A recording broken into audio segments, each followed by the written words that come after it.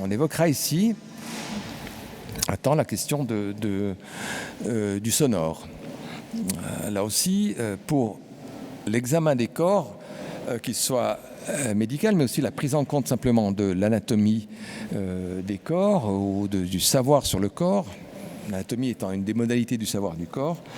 on peut se poser la question, et on ne peut que se poser la question de s'étonner de l'exclusion absolument complète du registre du sonore, ou quasi complète du registre du sonore, pendant en tout cas une très grande durée, du moins dans le domaine de ce qu'il est convenu d'appeler la science du corps, le travail scientifique sur le corps. Et cette perspective-là, ce travail scientifique sur le corps, excluant donc et ce savoir et cette institution de la science du corps, arc-bouté sur ces découvertes, ces progressions, ces institutions diverses que sont le théâtre d'anatomie, que sont les traités d'anatomie, que sont la perspective même de l'anatomie, qui est une volonté de décrire le corps comme un objet de savoir stabilisé, exclut largement le registre du sonore, ou quasi totalement, sauf dans quelques zones très marginales, des traités d'observation clinique des corps, par exemple, ou éventuellement quelques traités sur des endroits spécifiques du corps, comme ce qui a été décrit tout à l'heure comme un hasard de l'histoire de l'évolution du corps, à savoir la voix. Par exemple, anecdote, l'expérimentation physiologique qu'un auteur grec déjà mentionné, Galien, fait sur le cochon. Et c'est bien des observateurs du registre du sonore qui le guident dans son investigation. Et découvre là, en l'occurrence, quel est le tuyau, encore un, c'est-à-dire quel nerf innerve les cordes vocales, et il fait une expérience de section, et il peut ainsi déterminer qu'il existe un rameau spécial d'un nerf crânien qui s'appelle le nerf laryngé, qui innerve la corde vocale du cochon, mais aussi de l'humain, et il le fait par des critères sonores, mais on voit là qu'on est dans un registre tout à fait spécifique et bien localisé, et que ce n'est pas une dimension globale de son savoir sur le corps qu'il propose, qui est développé là, mais uniquement une l'expérience, je dirais, qui vise plutôt à prouver son talent de physiologiste, puisqu'en sectionnant ce nerf, il peut prouver que c'est bien lui qui innerve et qui contrôle en quelque sorte l'activité de cet orifice qui est en même temps clôture qu'est la glotte, et qui permet donc cet appendice à la véritable nature du corps, qui n'est pas la voix, qui est comme un supplément, un don, en plus une cerise sur le gâteau de la nature humaine, qui est la voix et la parole. Eh bien, Galien, en sectionnant le nerf laryngé, arrive à prouver que c'est bien lui qui innerve la glotte, et donc donne la possibilité de la voix, puisque une fois que vous avez votre nerf laryngé, ou que le cochon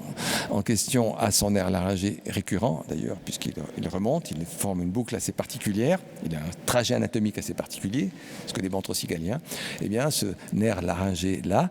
une fois sectionné, eh bien, n'innerve plus la glotte, et le cochon émet un son totalement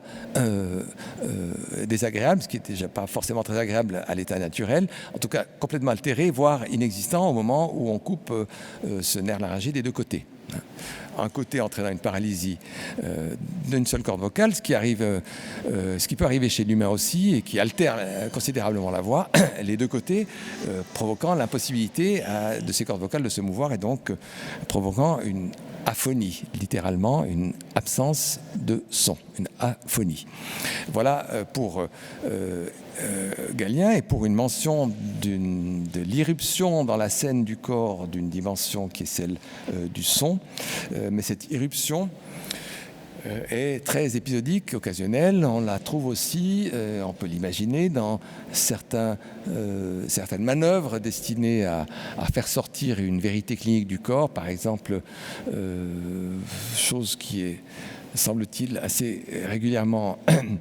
pratiquée, bien qu'il soit difficile de l'attester historiquement, par des médecins qui,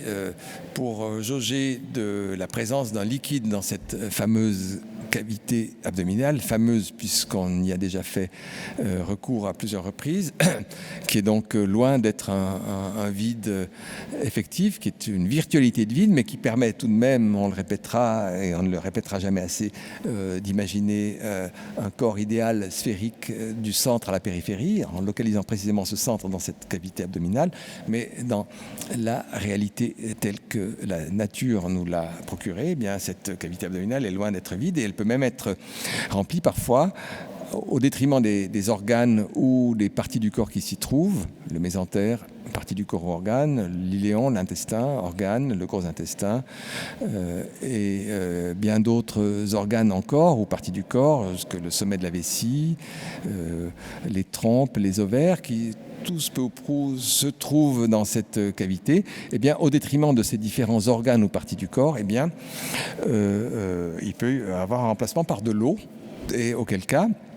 une manœuvre qu'on appelle la succution, c'est-à-dire la secousse, permet de distinguer à l'oreille, permettrait ou a permis, elle permet toujours, elle est toujours pratiquée, on ne sait pas dans quelle mesure elle a été largement pratiquée, en tout cas elle est attestée depuis l'Antiquité d'ailleurs, pour faire le diagnostic d'un liquide à un endroit où il ne devrait pas y en avoir, à savoir la cavité abdominale. La cavité abdominale n'étant pas destinée, dans sa fonction première, à recevoir ce liquide, il y a d'autres organes creux, la vessie en particulier, qui ont cette fonction qui leur est assignée par la nature. Eh bien, la succution est une méthode qui évoque la possibilité d'un recours au registre sonore dans la connaissance du corps, mais qui n'est pas développée systématiquement. Pourquoi ne pas imaginer, par exemple, une classification, une répartition, une organologie fondée en particulier sur les résonances des organes? Pourquoi ne pas le faire? Eh bien, ça n'est pas fait pour des raisons sans doute multiples et complexes dont toutes ne sont pas claires, mais une partie d'entre elles pouvant être ramenées au fait que le régime du scopique, du visuel, dans cette sphère d'activité humaine, de la connaissance, étant majoritairement régi par, étant le régisseur particulier de l'organisation du savoir, sous l'effet de penseurs particulièrement influents comme Aristote, voire d'autres à sa suite, jusqu'à nos jours. Jusqu'à nos jours aussi, ils sont très rares, par exemple, les effets de preuve, autres qu'amenés par du visuel. Pour prouver une assertion scientifique, on fait appel au visuel, qui peut être une photographie, une reproduction d'une image, sur laquelle tel phénomène, une tache, une ombre, un voile, eh bien, font office de preuve. L'apparition de ce phénomène visuel sur cette photo faisant office de preuve de l'explication que je tente d'amener ou de la réussite de l'expérience que je viens d'effectuer. Sous cette forme-là, sous une forme médiée par des chiffres, des diagrammes qui sont eux aussi des recours à un régime finalement scopique. Et fort peu, dans ce registre-là, aujourd'hui encore, faisant appel à d'autres modalités sensorielles, du moins pour la preuve. La preuve est davantage ce que je vois que ce que j'entends, pour des raisons complexes qui ne tiennent pas uniquement au fait de la fugacité du médium utilisé. Le médium utilisé, on pourrait en faire le reproche, si on veut, au sonore, étant justement d'être fugace et pas rétensible, encore qu'il le soit devenu maintenant largement avec l'utilisation de tous les appareils de traces